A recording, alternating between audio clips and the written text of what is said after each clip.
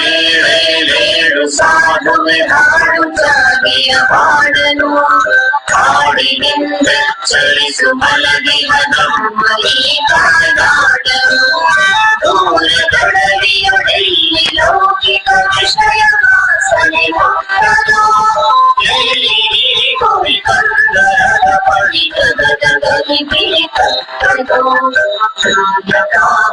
ಸುರಿಯದು ತಿಳಿಯದು ಕೀರ್ತಿ ಕಾಂಚನವೆಂಬು ವಾಸೆಗಳಿಂದ ಜನಿಸುವ ಭ್ರಾಂತಿಯ ಎಲ್ಲಿ ಆತ್ಮವು ಪಡೆದು ನಲಿಯುವುದು ನಿಚ್ಚವಾಗಿನ ಶಾಂತಿಯ ತಂದೆಯರಿಯಾನಂದ ಮಾಲಿನಿಯಲ್ಲಿ ಸಂತತ ಹರಿಯುವುದು ಎಲ್ಲಿ ಬಿಡದಿರದ ಭಕ್ತಿಯ ಧರಿನಿರಂತರ ಸರಿಯುವುದು ಅಲ್ಲಿ ಮೂಡಿದ ಹಾಡಲಿಯೇ ವೀರ ಸನ್ಯಾಸಿ ಅಲ್ಲಿ ಮೂಡಿದ ಹಾಡಲಿಯೇ ವೀರ ಸನ್ಯಾಸಿ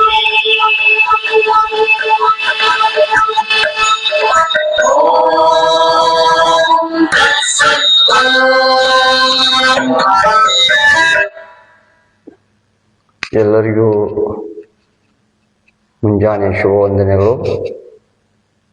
ಪರಮ ಪೂಜ್ಯ ರಾಮದೇವ್ ಮಹಾರಾಜರನ್ನ, ಬಾಲಕೃಷ್ಣ ಆಚಾರ್ಯವರನ್ನ, ಬರಲಾಲ್ ಗುರುಜಿಗಳನ್ನ ಸ್ಮರಿಸಿಕೊಂಡು ಎಲ್ಲ ಯೋಗ ಮುನಿ ಋಷಿಗಳನ್ನ ಸ್ಮರಿಸಿಕೊಂಡು ಇವತ್ತಿನ ಯೋಗವನ್ನು ಪ್ರಾರಂಭ ಮಾಡೋಣ.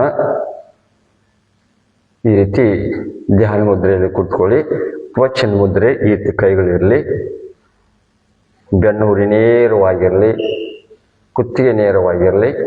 ಈಗ ಓಂ 3 ಸಲ ಓಂಕಾರವನ್ನು ಮಾಡೋಣ. ಓ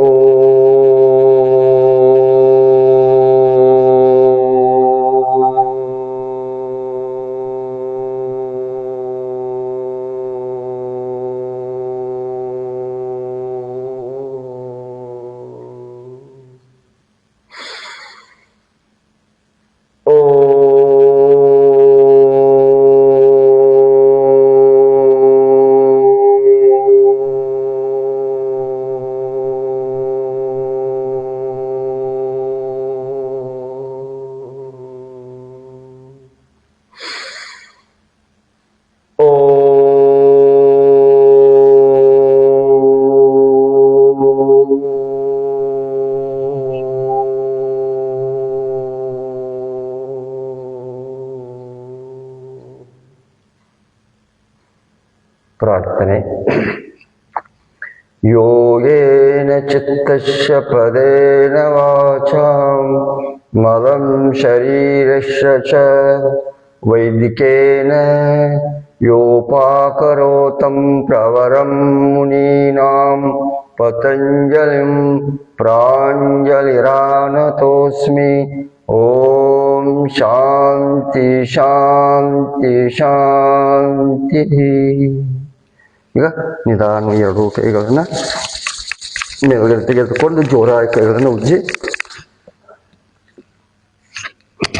ಇವತ್ತು ಗಂಭೀರವಾದ ಕಾಯಿಲೆ ಒಂದು ಬರ್ತಾ ಇದೆ. ಅದು ನಿನ್ನೆ ನಾನು ವಿಜಯವಾಣಿಯಲ್ಲಿ 16/1/2026 ನೋಡಿದಾಗ ಇದು ಒಂದು ಗಿಲೇನ್ ಬಾರಿ ಸಿಂಡ್ರೋಮ್. ಗಿಲೇನ್ ಬಾರಿ ಸಿಂಡ್ರೋಮ್ ಅಂದ್ರೆ GBS. ಜಿ ಅಂದ್ರೆ ಗಿಲೇನ್, ಬಿ ಅಂದ್ರೆ ಬಾರಿ ಸಿಂಡ್ರೋಮ್, ಎಸ್ ಅಂತ. ಈಗ ಮನುಷ್ಯರ ನರಮಂಡಲವನ್ನೇ ಘಾಸಿಗೊಳಿಸುವಂತ ಇದೊಂದು ಕಾಯಿಲೆ. ಹೇಗೆ ಕೊರೋನಾ ಬಂತೋ ಹಾಗೆ ಇದು ಈ ಕಾಯಿಲೆ ಇದಕ್ಕೆ ಈ ಗಿಲೇನ್ ಬಾರಿ ಸಿಂಡ್ರೋಮ್ ಇದು ಸುಮಾರು ಈ ರೋಗ ಬತ್ತಂದ್ರೆ 6-7 ಲಕ್ಷ ರೂಪಾಯಿ ಖರ್ಚು ಮಾಡಬೇಕಾಕತಿ. ಮತ್ತು ಆರಾಮಕ್ಕತ್ತಿರೋದು ಗುರ್ತಾಗಂಗಿಲ್ಲ. ಇದು ಈಗಾಗಲೇ ಕರ್ನಾಟಕದಲ್ಲಿ ಇದು ಕಾಲಿಡ್ತಾ ಇದೆ. ಅದಕ್ಕೆ ಬಂತು ಗಿಲೇನ್ ಬಾರಿ ಹೆಮ್ಮಾರಿ. ಇದು ರಾಜ್ಯದಲ್ಲಿ, ನಮ್ಮ ಕರ್ನಾಟಕದಲ್ಲಿ ಇದು ನರಮಂಡಲ ಕಾಡುವ ವ್ಯಾಧಿ ಇದೆ.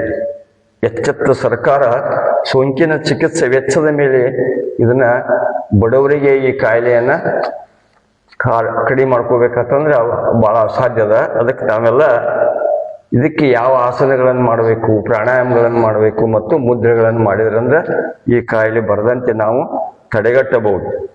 ಇದು ಸುಮಾರು ಈ ಕಾಯಿಲೆ ಕೋವಿಡ್ ಆತಂಕಕ್ಕೆ ನೆಪಥ್ಯಕ್ಕೆ ಸರಿದ ಬೆನ್ನಲ್ಲೇ ಇದು ಮನುಷ್ಯರ ನರಮಂಡಲವನ್ನೇ ಘಾಸಿಗೊಳಿಸುವಂತ ಈ ಕಾಯಿಲೆ. ಇದು ಸುಮಾರು 6-7 ಲಕ್ಷ ರೂಪಾಯಿವರೆಗೆ ಖರ್ಚು ಮಾಡ್ಬೇಕಾಕತಿ. ಇದು ಹೊರಗಿನ ವೈರಸ್ ಅಥವಾ ಇದು ಆಟೋ ಇಮ್ಯುನೋ ಅಂದ್ರೆ ಏನಿದು ಸಿಂಡ್ರೋಮ್, ಗಿಲೆನ್ ಬಾರಿ ಸಿಂಡ್ರೋಮ್ ಎಂಬುದು ಆಟೋ ಇಮ್ಯುನೋ ಡಿಸಾರ್ಡರ್, ಅಂದರೆ ದೇಹದಲ್ಲಿ ರೋಗ ನಿರೋಧಕ ಶಕ್ತಿಯ ಹೊರಗಿನ ವೈರಸ್ ಅಥವಾ ಬ್ಯಾಕ್ಟೀರಿಯಾ ವಿರುದ್ಧ ಹೋರಾಡುವ ಬದಲು ಸ್ವತಃ ದೇಹದ ಆರೋಗ್ಯಕರ ನರಕೋಶಗಳ ಮೇಲೆ ಇದು ದಾಳಿ ಆರಂಭಿಸುತ್ತೆ. ನರಕೋಶ ಮೇಲೆ ಇದು ದಾಳಿ ಮಾಡುವಂತ ಇದೊಂದು ಕಾಯಿಲೆ. ಇದು ಸೋಂಕಿನ ಲಕ್ಷಣಗಳೇನು ಇದು ನಾವು ತಿಳ್ಕೋಬೇಕು. ಇದು ಇದು ಏನು ಬಂತು, ಇದೇನು ಭಾರಿ ಹೆಮ್ಮಾರಿ ಇದೆ ಏನದಲ್ಲ, GBS ರೋಗ ಬಂತಂದ್ರ ಇದಕ್ಕೆ ಲಕ್ಷಣಗಳು ಏನು ಅಂತಂದ್ರ ಇದು ಕಾಲ್ಬೆರಳುಗಳಲ್ಲಿ ದೌರ್ಬಲ್ಯ ಕಾಣಿಸುತ್ತದೆ, ನಡೆದಾಟ, ಮೆಟ್ಟಲು ಹತ್ತುವುದು ಸುಸ್ತಾಗುತ್ತದೆ, ಹೊಟ್ಟೆ ಸೋಂಕಿನ ಜೊತೆ ಉಸಿರಾಟದ ತೊಂದರೆ ಆಕತೆ, ನರಗಳ ಸುತ್ತಲಿನ ಮೈಲಿನ್ ಶೀತಗಳ ಹಾನಿ ಆಕ್ಕವು, ಮೆದುಳಿಗೆ ಸಂಕೇತ ಕಳಿಸುವ ಪ್ರಕ್ರಿಯೆಗೆ ಅಡ್ಡಿ ಮಾಡ್ತೈತೆ. ನಮ್ಮ ಈಗ ಯಾವುದೇ ಕೆಲಸ ಮಾಡಬೇಕಾದ್ರೆ ನಾವು ಅಥವಾ ಹಿಂಗೆ ಮಾಡಬೇಕು ಅಂತೇಳಿ ಒಂದಂದ್ರೆ ಮೆದುಳಿನವನ್ನ ಅದು ಮಾಡುವಂತ ಕೆಲಸವನ್ನು ಕಡಿಮೆ ಮಾಡ್ತೈತೆ. ಬಳಿಕ ಕಾಲುಗಳಲ್ಲಿ ಮರಗಟ್ಟುವಿಕೆ, ಕಾಲು, ಬೆನ್ನು, ಭುಜ ಸೆಳೆತ, ನೋವು ಹೆಚ್ಚಾದಂತೆ ಪಾರ್ಶ್ವವಾಯು ಸಾಧ್ಯತೆ, ನಗು ಅಗಿಯುವುದು, ಮಾತನಾಡುವುದು ಕಷ್ಟ ಆಕತ್ತೆ, ನಗಾಕ ಬರುವುದಿಲ್ಲ ಮತ್ತು ಮಾತಾಡಕ್ಕೂ ತೊಂದರೆ ಆಕತ್ತೆ, ಆಳವಾಗಿ ಉಸಿರಾಡಲು ಸಾಧ್ಯವಾಗುವುದಿಲ್ಲ, ಆಳವಾಗಿ ಉಸಿರಾಡಕ್ಕೂ ತೊಂದರೆ ಆಕತ್ತೆ, ತ್ವರಿತ ಹೃದಯ ಬಡಿತ, ರಕ್ತದೊತ್ತಡ ಹೆಚ್ಚಾಗುತ್ತದೆ, ಕರುಳು ಹಾಗೂ ಮೂತ್ರಕೋಶ, ಕರುಳು ಮತ್ತು ಮೂತ್ರಕೋಶಗಳಿಗೆ ತೊಂದರೆ ಆಕತ್ತೆ. ತಜ್ಞರ ಸಲಹೆಗಳು ಏನು ಅಂತಂದ್ರೆ ಕೈಕಾಲುಗಳಲ್ಲಿ ಅತಿಯಾದ ಜುಮ್ಮುಗಟ್ಟುವಿಕೆ, ಸ್ನಾಯುಗಳ ಶಕ್ತಿ ಕುದಿದಂತೆ ಭಾಸವಾಗುವುದು, ಶೀತ ಜ್ವರ ಕಾಣಿಸಿಕೊಂಡ ಬಳಿಕ ಪಾದದ ಭಾಗದಿಂದ ಮೇಲ್ಮುಖವಾಗಿ ಪರಿಣಾಮ ಕಾಣಿಸಿಕೊಳ್ಳುತ್ತದೆ. ತಕ್ಷಣವೇ ನರರೋಗ ತಜ್ಞರನ್ನು ಸಂಪರ್ಕಿಸುವುದು. ಮೊದಲು ಈ ರೋಗ ಬಂತಂದ್ರ ನರಗಳ ಹಾನಿಯಿಂದಾಗಿ ರೋಗಿಗಳು ಸ್ನಾಯುಗಳಲ್ಲಿ ಸೆಳೆತ ಅಥವಾ ತೀವ್ರತರ ಈ ರೀತಿ ರೋಗಗಳು ಅಂತ ಬರ್ತದ. ಅದಕ್ಕೆ ನಾವು ಇದು ನೋಡ್ರಿ ಹೇಳ್ತಾರ, ಅವ್ರು ಯಾರ ದಿನೇಶ್ ಗುಂಡೂರಾವ್ ಅವರು, ನಮ್ಮ ಆರೋಗ್ಯ ಇಲಾಖೆ ಸಚಿವರು ಹೇಳ್ತಾರ, ಬಡ ಸಾಮಾನ್ಯ ವರ್ಗದ ರೋಗಿಗಳಿಗೆ ಹೆಚ್ಚಿನ ವೆಚ್ಚದ ಚಿಕಿತ್ಸೆಯನ್ನು ಉಚಿತವಾಗಿ ಒದಗಿಸುವ ಮೂಲಕ ಅವರ ಬದುಕಿಗೆ ಆಸರೆಯಾಗುವುದು ನಮ್ಮ ಸರ್ಕಾರದ ಬದ್ಧತೆ. ಹೆಚ್ಚಿನ ಜನರು ವೆಚ್ಚ ಭರಿಸುವುದಕ್ಕೆ ಕಷ್ಟಪಡುವುದು ಗಮನಕ್ಕೆ ಬಂದಿತ್ತು, ಹೀಗಾಗಿ ಕ್ರಮ ಕೈಗೊಂಡಿದ್ದೇವೆ. ಸರ್ಕಾರ ಸಹ ಈ ಚಿಕಿತ್ಸೆಯನ್ನ ನೀಡಲು ಅನುಕೂಲ ಮಾಡಿಕೊಟ್ಟಿದೆ. ಆದರೆ ಇದು ಬರದಂತೆ ಎಷ್ಟೋ ಮಾಡಿದ್ರು ಇದು ಖರ್ಚು ಸ್ವಲ್ಪ ತೊಂದರೆ ಆಗೋದು. ಅದಕ್ಕೆ ನಾವು ಇದಕ್ಕೆ ಯಾವ ಆಸನಗಳನ್ನು ಮಾಡಬೇಕು, ಇದು ಗಿಲೆನ್ ಬಾರಿ ಹೆಮ್ಮಾರಿ, ಇದು GBS ಅಂತಾರೆ. ಅದಕ್ಕೆ ಇದನ್ನ ತಡೆಗಟ್ಕೋಬೇಕಾದ್ರೆ ನಾವು ಯಾವ ಆಸನಗಳು ಮಾಡ್ಬೇಕಂತಂದ್ರೆ, ಈಗ ಯಾವ ಆಸನಗಳು ಮಾಡೋಣ ಕಲಿಯೋಣ ಮೊದಲು ಇದನ್ನ. ಯಾಕಂದ್ರೆ ನಾವು ಯೋಗಿಗಳಾದವರು, ಯೋಗ ಶಿಕ್ಷಕರು ಈ ಆಸನಗಳನ್ನು ಮಾಡೋದ್ರಿಂದ ಈ ರೋಗಗಳ ತಡೆಗಟ್ಟಬಹುದು ಅಥವಾ ಬರದಂತೆ ಮುಂಜಾಗ್ರತೆ ಕ್ರಮಗಳನ್ನ ಕೈಗೊಳ್ಬೇಕು. ಅದಕ್ಕೆ ನಾವು ಮೊದಲ ಆಸನಗಳನ್ನು ಮಾಡಬೇಕು. ಈಗ ಎದ್ದು ನಿಲ್ಲೋಣ. ಇದಕ್ಕೆ ಗಿಲೆನ್ ಬಾರಿ ಸಿಂಡ್ರೋಮ್ ಅಂತಾರೆ, ಇದಕ್ಕೆ GBS. ಇದಕ್ಕೆ ಮೊದಲು ಏನ್ ಮಾಡಬೇಕು, ತಾಡಾಸ್ ಈ ರೀತಿ ಸಮಸ್ಥಿತಿಯಲ್ಲಿ ನಿಲ್ಬೇಕು, ಕೈಗಳನ್ನ ಈ ರೀತಿ ಮಾಡಬೇಕು, ನಿಧಾನವಾಗಿ ಮಾಡಬೇಕು, ತಾಡಾಸನ ಮಾಡಬೇಕು. ಇದು ಪ್ರತಿಯೊಬ್ಬರು ಮಾಡ್ತಾ ಇದ್ರಂದ್ರೆ ಈ GBS ಗಿಲೆನ್ ಬಾರಿ ಸಿಂಡ್ರೋಮ್ ಈ ರೋಗ ಬರೋದಿಲ್ಲ. ಇದನ್ನು ಮೊದಲ ತಾಡಾಸನ ಮಾಡಬೇಕು. ಪ್ರತಿಯೊಂದು ರೋಗಕ್ಕೂ ಇದು ಸ್ಟ್ರೋಕ್ ಬರ್ತದೆ, ಅದಕ್ಕೂ ನರಮಂಡಲ ತೊಂದರೆ, ನರ ಮತ್ತು ಬೆನ್ನು ನೋವಿಗೆ ತೊಂದರೆಗಳನ್ನು ನಿವಾರಣೆ ಮಾಡ್ತದೆ. ಇದು ತಾಡಾಸನ. ಹೇಗಂದ್ರೆ ಈ ರೀತಿ ಕಾಲುಗಳಿರಬೇಕು, ಕೈಗಳು ಇಟ್ಟುಕೊಂಡು ನಿಧಾನವಾಗಿ ಈ ರೀತಿ ತಾಡಾಸನ ಮಾಡಬೇಕು. ಎರಡೂ ಕೈಗಳು ಸಾಧ್ಯ ಆದಷ್ಟು ನಿಮಿತ್ತ ಆಗಬೇಕು. ನಮ್ಮ ಹಿಂಬಡ ಮೇಲ್ಗಡೆ ಎತ್ತಬೇಕು, ನಮ್ಮ ದೃಷ್ಟಿ ಎದುರುಗಡೆ ಇರಬೇಕು. ನಿಮಗೆ ಎಷ್ಟು ಸಾಧ್ಯ ಆಗುತ್ತೆ ಅಷ್ಟು ಮಾಡೋದು. ಈ ರೀತಿ ತಾಡಾಸನ ಮಾಡಬಹುದು. ಆಮೇಲೆ ವೃಕ್ಷಾಸನ ಏನು ಬೇಡ, ಯಾಕಂದ್ರೆ ಕಾಲಿನ ತೊಂದರೆ ವೃಕ್ಷಾಸನ ಮಾಡ್ಬೋದು. ಹೇಗಿತ್ತಂದ್ರೆ ಯಾರಿಗೆ ಆ ತೊಂದರೆ ಇತ್ತಂತಂದ್ರೆ ಅವ್ರು ಮಾಡಬೇಡ್ರಿ, ಯಾರು ತೊಂದರೆ ಇರೋದಿಲ್ಲ ಅವರು ವೃಕ್ಷಾಸನ ಸಹ ಮಾಡಬಹುದು. ಈ ರೀತಿ ಕಾಲುಗಳನ್ನು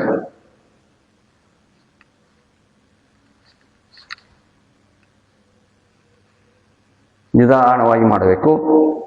ಇದರ ಜೊತೆ ಮನಸ್ಸನ್ನು ಕೇಂದ್ರೀಕರಿಸಿಕೊಳ್ಬೇಕು.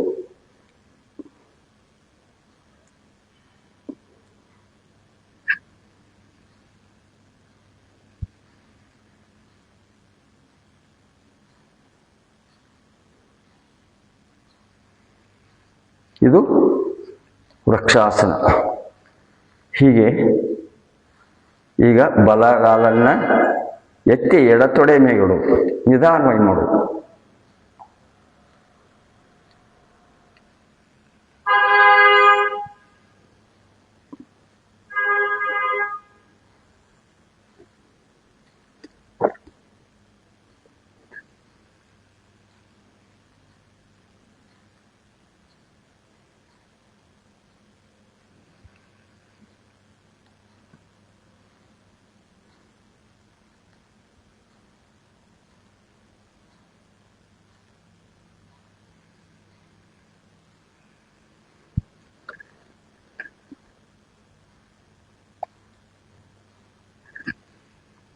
ಇದು ವೃಕ್ಷಾಸನ.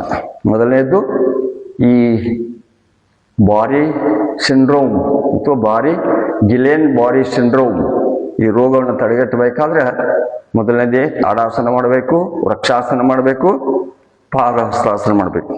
ಪಾದಹಸ್ತಾಸನ ಈ ರೀತಿ ನಿಲ್ಲಬೇಕು. ನಮ್ಮ ನಡೆದಿಂದ ಕೆಳಗಿನ ಭಾಗ ನೇರವಾಗಿರಬೇಕು, ನಡೆದಿಂದ ಮೇಲಿನ ಭಾಗ ಬಗ್ಗಿಸ್ಬೇಕು. ಹೇಗಂತಂದ್ರೆ ಈ ರೀತಿ ಸಮಸ್ಥಿತಿಯಲ್ಲಿ ನಿಲ್ಲಬೇಕು. ಈ ರೀತಿ ಕೈಗಳು ಸಮಾನ ಸ್ಥಿತಿಯಲ್ಲಿರಬೇಕು. ದೋ ಎರಡೂ ಕೈ ಎಷ್ಟು ಸಾಧ್ಯ ಆಗುತ್ತೆ ಮೇಲ್ಗಡೆ ಎತ್ತಬೇಕು. ಈ ರೀತಿ ತೀನ್ ಅಂದಾಗ ನಿಧಾನವಾಗಿ ಎರಡೂ ಕೈಗಳನ್ನು ಎರಡೂ ಪಾದದ ಹತ್ತರು. ನಮ್ಮ ಹಣೆಯನ್ನ ಸಾಧ್ಯ ಆದರೆ ಮೊಲಕಾಲಿಗೆ ಹತ್ತಕ್ಕೆ ಪ್ರಯತ್ನ ಮಾಡುವುದು.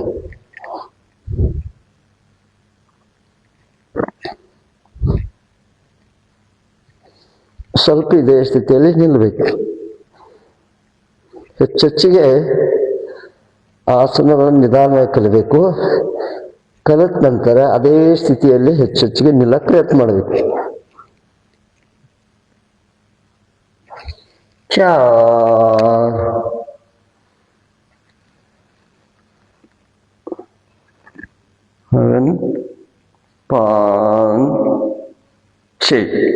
ಈಗ 3 ಆಸನಗಳು ಇಷ್ಟು ಸಾಕು.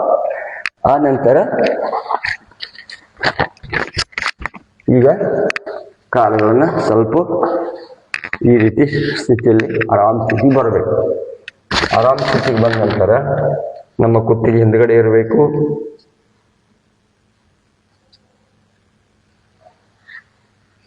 ಈ ರೀತಿ ಸ್ವಲ್ಪ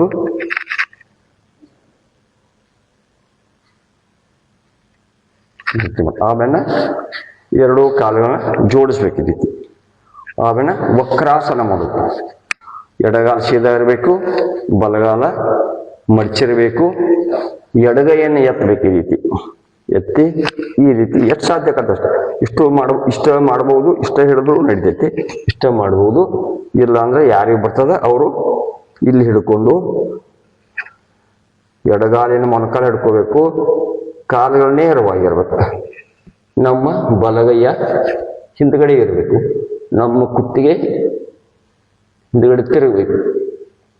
ನೋಡಿ, ಇವೆಲ್ಲ ನರಗಳಿಗೆ ಕುತ್ತಿಗೆ ನೋವುಗಳು, ಹೊಟ್ಟೆಯ ನೋವುಗಳು, ಡೈಜೆಷನ್ ಚೆನ್ನಾಗಿ ಜಠರ ಕ್ರಿಯೆ ಚೆನ್ನಾಗಿ ಕೆಲಸ ಮಾಡ್ತದೆ.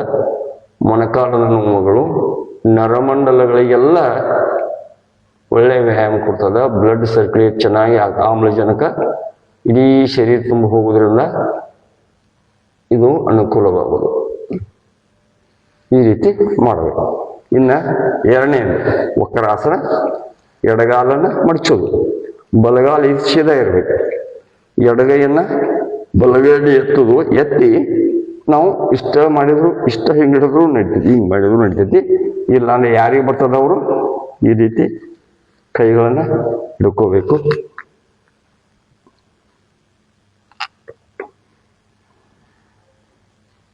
ಈ ರೀತಿ ಮಾಡಬಹುದು.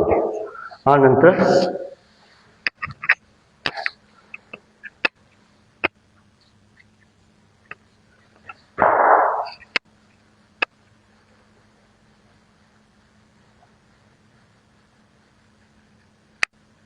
ಮಾರ್ಜಾಲಾಸನ ಮಾಡ್ಬೋದು. ಮಾರ್ಜಾಲಾಸನ ಅಂತಂದ್ರೆ ಬೆಕ್ಕಿನ ಗತಿ ಮಾಡೋದು. ಹೆಂಗೆ ಮಾಡೋದು ಅಂದ್ರೆ ಈ ರೀತಿ ಕೈಗಳನ್ನು ತಗೊಂಡು ಈ ರೀತಿ ಮಾಡೋದು, ಅಥವಾ ನಿಮಗೆ ಸರಿಯಾಗಿ ಕಾಲಕ್ಕೆ ಮಾರ್ಜಾಲಾಸನ ಅಂತ ಈ ರೀತಿ ನಿಲ್ಲುವುದು. ಇದು ಮಾರ್ಜಾಲಾಸನ.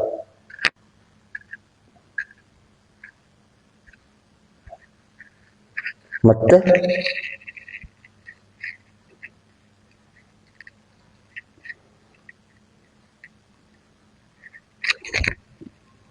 ಹೊಟ್ಟೆಯನ್ನು ಮೇಲ್ಗಡೆ ಎತ್ತುವುದು. ಆಮೇಲೆ ಒಂದೆರಡು ಸಲ, ಒಂದು 5 ಸಲ ಈ ಮಾರ್ಜಾಲಾಸನ ಮಾಡಬೇಕು. ನೋಡಿ, ಇದಕ್ಕೆ ಈ GBS ರೋಗಿಗೆ ಒಳ್ಳೆಯ ಆಸನಗಳಿವೆಲ್ಲ. ಈ ರೀತಿ ಅರ್ಧ ವಕ್ರಾಸನ ಮಾಡೋದು, ಮಾರ್ಜಾಲಾಸನ ಮಾಡೋದು. ಈಗ ಶಲವಾಸನ ಮಾಡೋದು. ಶಲವಾಸನ ಹೇಗತ್ತಂತಂದ್ರೆ ಈ ರೀತಿ ಮುಕ್ಕೊಳ್ಬೇಕು. ಮುಕ್ಕೊಂಡು ಎರಡೂ ಕೈಗಳನ್ನು ತೊಡೆಯ ಕೆಳಗಡೆ ಇಡಬೇಕು. ಈ ರೀತಿ ತೊಡೆಯ ಕೆಳಗಡೆ ಇಟ್ಕೊಂಡು ಎಷ್ಟಕ್ಕಂತ ಇಷ್ಟು ಎತ್ತೋದು. ಇದು ಶಲವಾಸನ. ಈ ರೀತಿ 10 ಒಂದ್ಸಲ ಮಾಡುವುದು. ಇದು ಶಲವಾಸನ.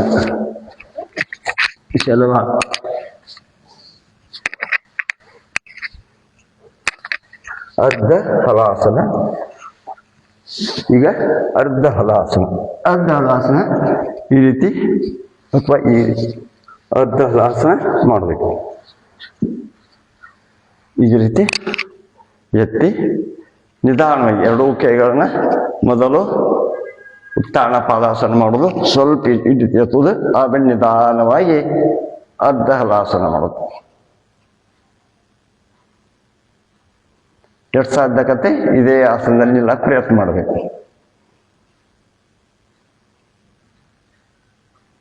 ಅರ್ಧ ಹಲಾಸನ ನಿಧಾನವಾಗಿ ಕಾಲುಗಳನ್ನ ತರಬೇಕು. ಅರ್ಧ ಹಲಾಸನ ಅಂದ್ರೆ ಇನ್ನೊಂದ್ಸಲ ಮಾಡೋಣ. ಇದು ಅರ್ಧ ಹಲಾಸನ.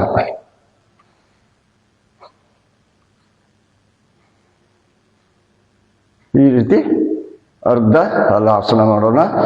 ಆಮೇಲೆ ಸೇತುಬಂಧಾಸನ ಮಾಡೋಣ. ಈ ರೀತಿ ಸೇತುಬಂಧಾಸನ ಎರಡೂ ಕಾಲುಗಳನ್ನ ಮಡಚೋದು, ಎರಡೂ ಕೈಗಳು ಹಿಂಬಡಿರ್ಬೇಕು.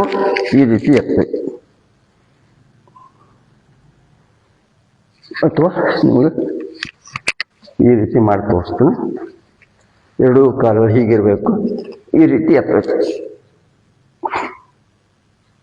ಅಥವಾ ಕುತ್ತಿಗೆಯನ್ನು ಹಿಂಗೆ ಮಾಡಿ ಎತ್ತಿದ್ರು ನಡೀತದೆ.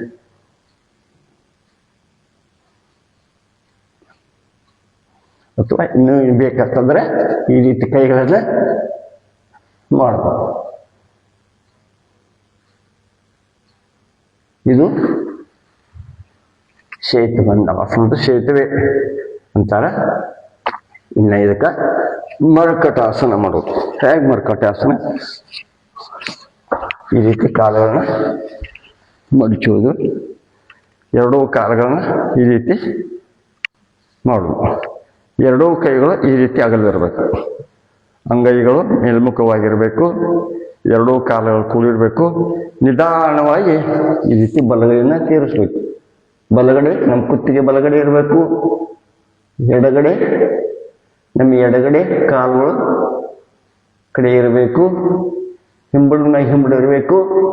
ಮೊಣಕಾಲಿನ ಮೇಲೆ ಮೊಣಕಾಲು ಇರಬೇಕು. ಎಡಗಾಲ ನೆಲಕ್ಕೆ ತಾಗಿರಬೇಕು. ಆಮೇಲೆ ನಿಧಾನವಾಗಿ ಬಲಗಡೆ ತಿರುಗಿಸ್ಬೇಕು.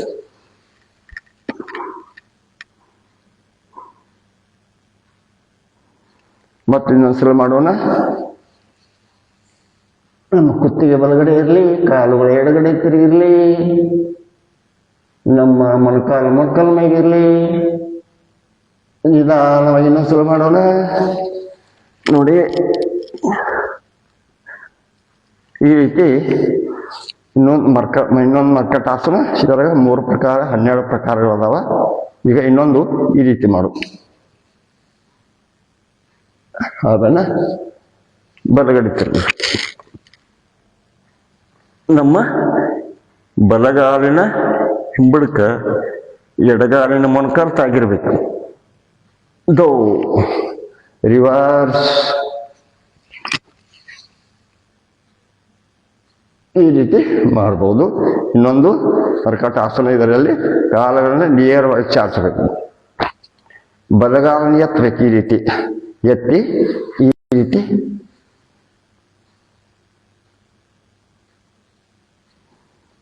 ಮಾಡಬಹುದು. ಇನ್ನೊಂದ್ಸಲ ಈ ಕಡೆ ರಿವರ್ಸ್. ಈ ರೀತಿ ಮಾಡಬಹುದು. ಈ ರೀತಿ ಮಾಡಿ ಇನ್ನೊಂದು ಪವನ ಮುಕ್ತಾಸನ. ಪವನ ಅಂದ್ರೆ ಗಾಳಿ, ಮುಕ್ತ ಅಂದ್ರೆ ಹೊರಗೆ ಹಾಕೋದು. ಪವನ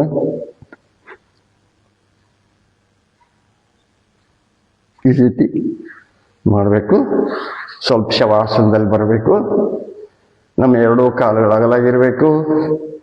ಕೈಗಳು ಅಂಗಾತಾಗಿ ಆಕಾಶ ಕಡೆ ನೋಡ್ತಾ ಇರಬೇಕು. ನಮ್ಮ ಮನಸ್ಸು ಉಸಿರಾಟದ ಕಡೆ ಇರಬೇಕು.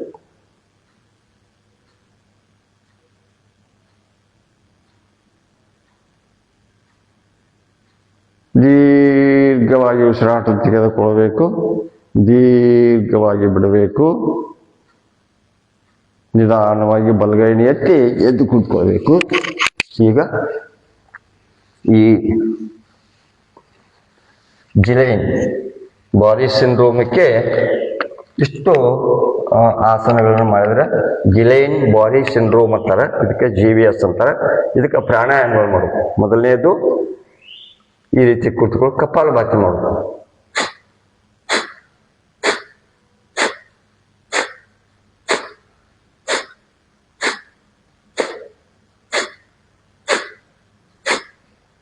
ಇದನ್ನ 5 ನಿಮಿಷ, 10 ನಿಮಿಷ, 15 ನಿಮಿಷ ಮಾಡಬಹುದು.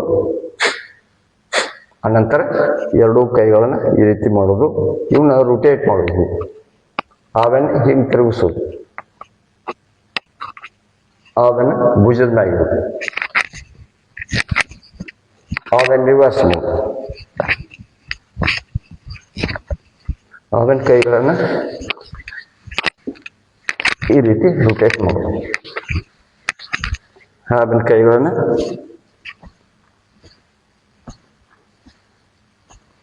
ಈ ರೀತಿ ಮಾಡಬೇಕು. ಇನ್ನ ಅನ್ಲೋಮ್ ವಿಲೋಮ್. ಎಡ ಮೂಗನ್ನು ಮುಚ್ಚೋದು. ಬಲಗಡೆಯಿಂದ ಉಸಿರು ತೆಗೆದುಕೊಳ್ಳೋದು. ತಗೊಂಡ ನಂತರ ಬಲಗಡೆ ಬಿಡೋದು. ಬಿಟ್ಟಂತ ಖಾಲಿ ಹೊಟ್ಟೆ ಇರುವುದು. ಮತ್ ಪುನಃ ಬಲಗಡೆಯಿಂದ ಉಸಿರನ್ನು ತೆಗೆದುಕೊಳ್ಳೋದು. ಮತ್ ಹಾಗೆ ಉಸಿರು ತೆಗೆದುಕೊಂಡ ಹಂಗ ಇಟ್ಕೊಳ್ಳೋದು. ಮತ್ತೆ ಎಡಗಡೆ ಉಸಿರನ್ನ ಬಿಡಬೇಕು. ಈ ರೀತಿ 5 ನಿಮಿಷ, 10 ನಿಮಿಷ, 15 ನಿಮಿಷ ಮಾಡಬೇಕು. ಇದಕ್ಕ ಪೂರಕ, ಕುಂಭಕ, ರೇಚಕ, ಬಾಹ್ಯ ಕುಂಭಕ ಪ್ರಕಾರ ಉಸಿರಾಟವನ್ನು ಮಾಡಬೇಕು. ಉಸಿರನ್ನ ಬಿಡುವಾಗ ಮತ್ತು ತೆಗೆದುಕೊಳ್ಳುವಾಗ ಓಂ ಅಂತಿರಬೇಕು. ನಮ್ಮ ಮನಸ್ಸು ಉಸಿರಾಟದ ಕಡೆ ಇರಬೇಕು.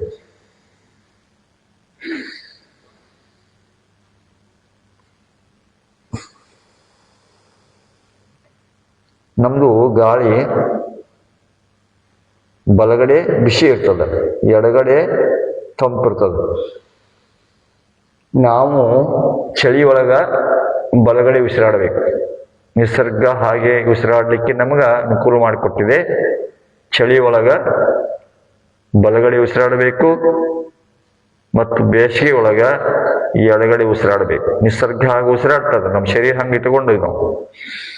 ಆದ್ರೆ ನಮ್ಮ ಶರೀರ ಸರಿಯಾಗಿ ಇಟ್ಕೊಂಡಿರ್ಲಿಲ್ಲ ಅಂತಂದ್ರೆ, ಮೂಗಿನ ತೊಂದರೆಗಳಿದ್ವು ಅಂದ್ರೆ ಬ್ಯಾಸಿಗೆ ಒಳಗ ಬಲಗಡೆ ಉಸಿರಾಡೋದು, ಚಳಿಗಾಲದಾಗ ಎಡಗಡೆ ಉಸಿರಾಡೋದು ಮಾಡಿದ್ರಂದ್ರ ಕೆಮ್ಮು, ನೆಗಡಿ, ಅಸ್ತಮಾ, ಅಲರ್ಜಿಕ್ಕು ಇವೆಲ್ಲ ರೋಗಗಳು ಬರ್ತಾವ.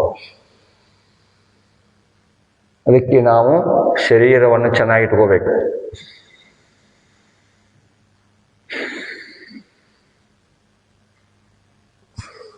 ಈ ರೀತಿ ಮುದ್ರೆಗಳನ್ನು ಕಲಿಬೇಕು. ನೋಡು, ಇದು ವಾಯು ಮುದ್ರೆ, ಇದು ಅಗ್ನಿ, ಇದರೊಳಗ ಬೆಂಕಿ ಇರ್ತದ. ಇದು ವಾಯು ಮುದ್ರೆ, ಇದು ಆಕಾಶ, ಇದು ಪೃಥ್ವಿ, ಇದು ಜಲ, ಇದು ನೀರು ಇರ್ತದೆ. ಇವುಗಳನ್ನ ತಿಳ್ಕೊಂಡು ಮುದ್ರೆಗಳನ್ನು ನಾವು ಮಾಡಬಹುದು. ಈಗ ನಾವು ಏನೇನು ಕಲ್ತೀವತ್ತಂದ್ರೆ, ಈ ಗಿಲೇನ್ ಬಾರಿ ಸಿಂಡ್ರೋಮ್ GBS, ಈ ಕಾಯಿಲೆಗೆ ನರಮಂಡಲವನ್ನ ನಾಶ ಮಾಡುವಂತ ಕಾಯಿಲೆ ಇದು. ನಿನ್ನೆ ವಿಜಯವಾಣಿ ಒಳಗ ಬಂದದ. ಇದನ್ನ ಇಷ್ಟು ನಾವು ಮೊದಲನೇ ತಾಡಾಸನ ಮಾಡಬೇಕು, ವೃಕ್ಷಾಸನ ಮಾಡಬೇಕು, ಪಾದಹಸ್ತಾಸನ ಮಾಡಬೇಕು, ಅರ್ಧ ವಕ್ರಾಸನ, ಮಾರ್ಜಾಲಾಸನ, ಶಲಭಾಸನ, ಅರ್ಧ ಹಲಾಸನ, ಮರ್ಕಟಾಸನ, ಸೇತುಬಂಧಾಸನ ಮತ್ತು ಪ್ರಾಣಾಯಾಮಗಳು, ಮುದ್ರೆಗಳನ್ನ ಇಷ್ಟು ನೀವು ಮಾಡಿದ್ರಂದ್ರ ಈ ಕಾಯಿಲೆ ಏನು ಗಿಲೇನ್ ಬಾರಿ ಸಿಂಡ್ರೋಮ್ ಇದು ಬಹಳಷ್ಟು ಇದು ಈಗಾಗಲೇ ನಮ್ಮ ಕರ್ನಾಟಕಕ್ಕೆ ಕಾಲಿಟ್ಟಿದೆ. ನಾವು ಹಾಗೆ ಬಿಟ್ಟಿರತ್ತಂದ್ರೆ ಪ್ರತಿಯೊಬ್ಬರಿಗೂ ಇದು ರೋಗ ಬರಲಿಕ್ಕೆ, ಹೇಗೆ ನಮಗೆ ಕರೋನಾ ಬಂತು ಹಾಗೂ ಇದೊಂದು ಹೊಸ ರೋಗ, ಹೊಸ ರೋಗಗಳು ಬರ್ತಾವ. ಅದಕ್ಕೆ ನಾವು ಯೋಗ ಮಾಡ್ತಾ ಇದ್ದಾರಂದ್ರೆ ಯಾವ ರೋಗಗಳು ಬರೋದಿಲ್ಲ. ಅದಕ್ಕೆ ದಯವಿಟ್ಟು ಈ ಗಿಲೇನ್ ಬಾಡಿ ಸಿಂಡ್ರೋಮ್ ಅನ್ನ ತಡೆಗಟ್ಟುವಂತ ಈ ಆಸನಗಳನ್ನ ಎಲ್ಲ ಯೋಗ ಶಿಕ್ಷಕರು ಕಲಿಬೇಕು. ಈ ರೋಗಿಗಳಿಗೆ ನಾವು ಆಸನಗಳನ್ನು ಕಲಿಸುವುದರಿಂದ ಬಡ ರೋಗಿಗಳಿಗೆ 6-7 ಲಕ್ಷ ರೂಪಾಯಿ ಖರ್ಚು ಮಾಡೋಕ್ಕಾಗೋದಿಲ್ಲ. ಅದಕ್ಕೆ ದಯವಿಟ್ಟು ಎಲ್ಲ ಯೋಗ ಶಿಕ್ಷಕರು ಮತ್ತು ಎಲ್ಲರೂ ಈ ಆಸನಗಳನ್ನು ಕಲೀರಿ. ಈ ರೋಗದಂತೆ ತಡೆಗಟ್ಟಲು ನಾವೆಲ್ಲರೂ ಶ್ರಮಿಸೋಣ ಅಂತ ಹೇಳ್ತಾ, ಭಾಗಿಯಾದಂಥ ಎಲ್ಲ ಯೋಗ ಬಂಧುಗಳಿಗೆ ತುಂಬ ಹೃದಯದ ಧನ್ಯವಾದಗಳು. ಈಗ ಓಂಕಾರವನ್ನು ಮಾಡೋಣ. ಓ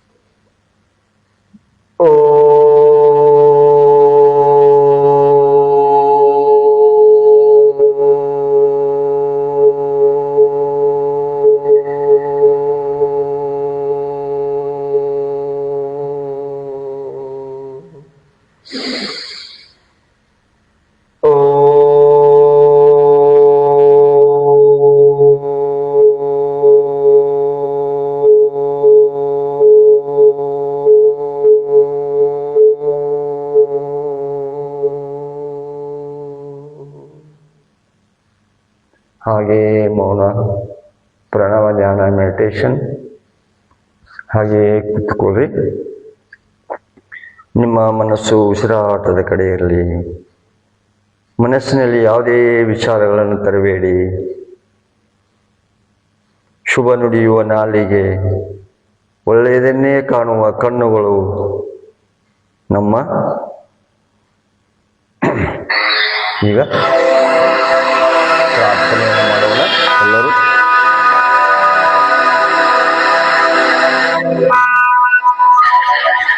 ಯೋಗೇನ ಚಿತ್ತಸ್ಯ ಪದೇನ ವಾಚಾ ಮಲಂ ಶರೀರಸ್ಯ ಚ ವೈದ್ಯಕೇನ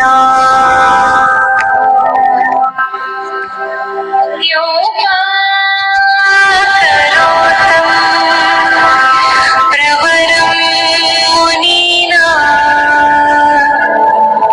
ಪತಂಜಲಿಂ ಪ್ರಾಂಜಲಿಂ ಮುರಾರತೋಸ್ಮಿ. ಗುರುರ್ಬ್ರಹ್ಮಾ ಗುರುರ್ವಿಷ್ಣು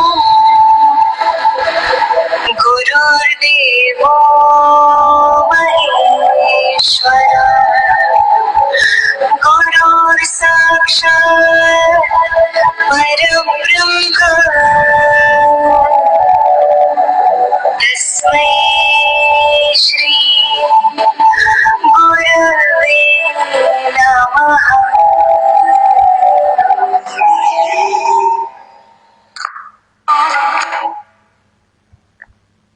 ಇವತ್ತು ಗಿಲಿಯನ್ ಬಾರಿ ಸಿಂಡ್ರೋಮ್ ಈ ರೋಗವನ್ನು ತಡೆಗಟ್ಟಲು ಯಾವ ಆಸನಗಳು ಮಾಡಬೇಕು ಅನ್ನೋದನ್ನು ಕಲಿತು ತಮ್ಮೆಲ್ಲ ಈ ಸುಮಾರು 10 ಆಸನಗಳು, ಪ್ರಾಣಾಯಾಮಗಳು, ಮುದ್ರೆಗಳನ್ನು ನೀವು ದಿನಾಲು ಮಾಡ್ತಾ ಇದ್ದರೆ ಈ ಗಿಲಿಯನ್ ಬಾರಿ ಸಿಂಡ್ರೋಮ್ ಅನ್ನೋ ರೋಗವನ್ನು ತಡೆಗಟ್ಟಬಹುದು. ಅದಕ್ಕೆ GBS ಅಂತಾರೆ. ಈ ಇವತ್ತಿನ ಯೋಗದಲ್ಲಿ ಭಾಗಿಯಾದಂಥ ಎಲ್ಲ ಯೋಗ ಬಂಧುಗಳಿಗೆ ತುಂಬ ಧನ್ಯವಾದಗಳು. ಮತ್ತೆ ನಾಳೆ 6:30 ಗಂಟೆಗೆ ಆಸನಗಳ ಕುರಿತು, ಯೋಗದ ಕುರಿತು, ಪ್ರಾಣಾಯಾಮ ಕುರಿತು, ಧ್ಯಾನದ ಕುರಿತು ಮತ್ತೆ ನಾಳೆ ಸಿಗೋಣ. ಎಲ್ಲರಿಗೂ ತುಂಬ ಹೃದಯದ ಧನ್ಯವಾದಗಳು.